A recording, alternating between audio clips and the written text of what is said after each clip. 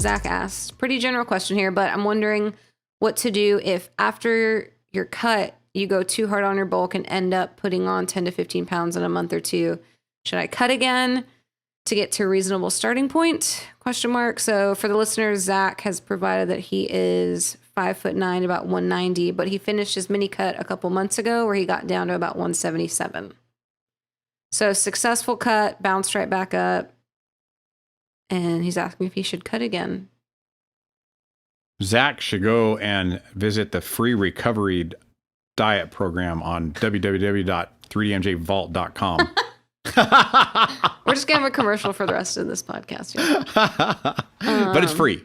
It's free. Yeah, that course is free. But if you want to pay not a lot of dollars, we also have the post-contest recovery seminar. Anyways, I'm going to stop plugging our stuff. However, what do we have for Zach here? I guess I'm answering for us. That's not what I mean to do, though. But I do have some questions, right? Like it would be nice to know, like, was this a prep cut? Was this just a mini cut? It would also be nice to know if that was your first cut or if you've done this before. It would also, I don't know, there's just all the context we have is that. Go ahead. Yep. And how what? Yep. And how lean did he get? That's another part, kind of a context that is really important. Because 177, but you're right. It depends how trained he is. We would need a picture to see if he was actually lean or just. Because, I mean, if he got shredded at 177, I mean, 5'9", he probably didn't get shredded, but I mean, you could still get pretty darn lean at 177 and 5'9", you know? And if that was the case, I'd say, you know what? 10 to 15 pounds, there's nothing wrong with that. Yeah. You know, you've basically gotten yourself back to normal and can now start building muscle again, you know?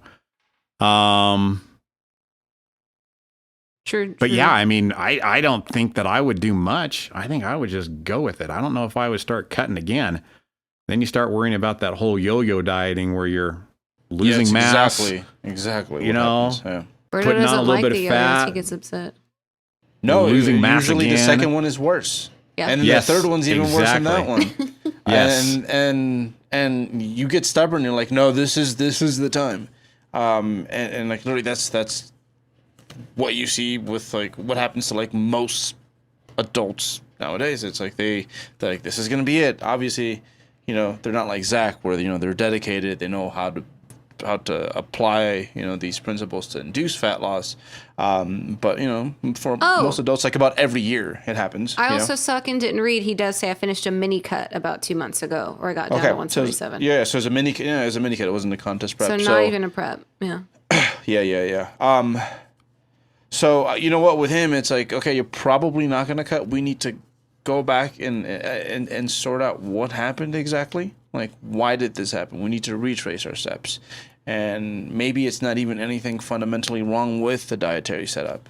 Maybe, who knows, he just might have a history of way too much dieting or certain methods of dieting that, you know, still have him a little messed up there. So I would tell him that, hey, you know what, this is one of those where it's like you live and you learn.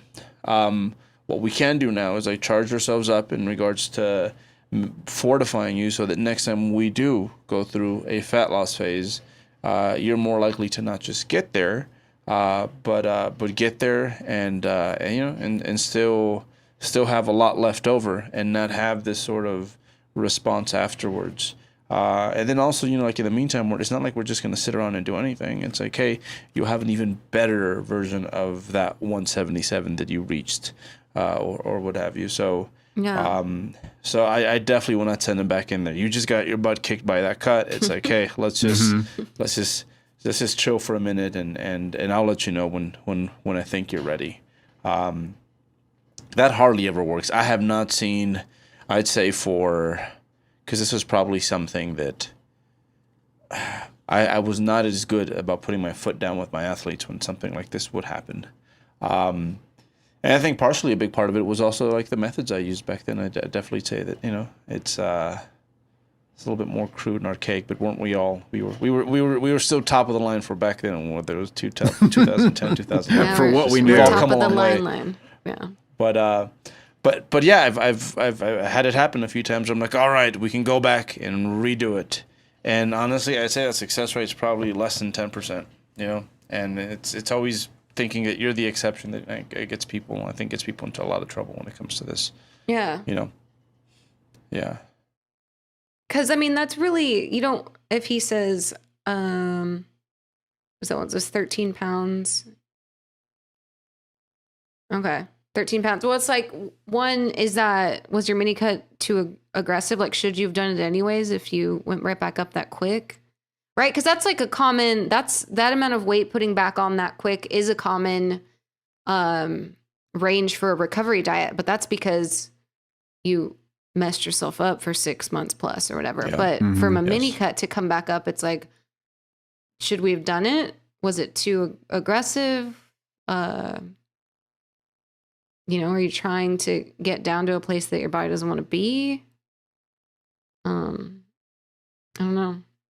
But yeah, Yeah. I think regardless of what the answers to any of those questions Good are, point. don't start cutting again. Yeah, don't you start should cutting not diet again. again. Yeah. Because you're just, yeah, it's like Bert said, we kind of have that evidence now. It's like you're going to lose more lean tissue, you know? So yeah, you don't want to start,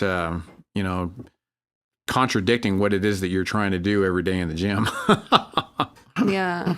Because you're obviously not recovered if you gain that much that fast after the mini cut. which is actually a off topic from his question, but still great kind of in line. You know, a lot of times with our bodybuilders, my initial intent is getting the person back to normal with the approach to how they eat their food, their relationship with food, getting kind of back to normal, the way that most athletes nourish themselves.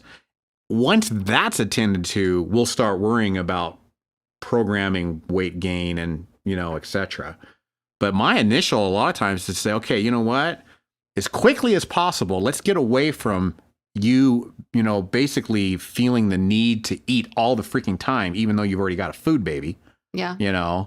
Let's get away from, okay, you need to eat, so much fat, so much carbs, so much, calories, this many calories. Let's get away from all that. Let's get you back to normal to where you're eating like an athlete eats, maybe tracking your protein only, but when you're full, you stop.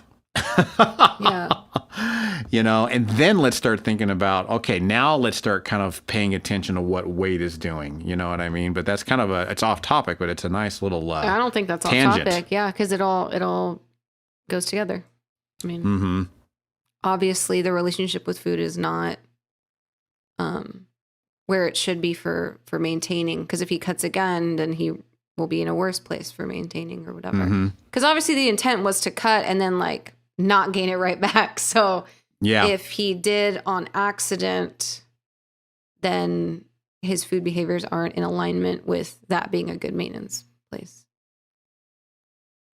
Yeah. All At right. least not now. Yeah. Just not yet. Also not yet. Sometimes that shit just takes time.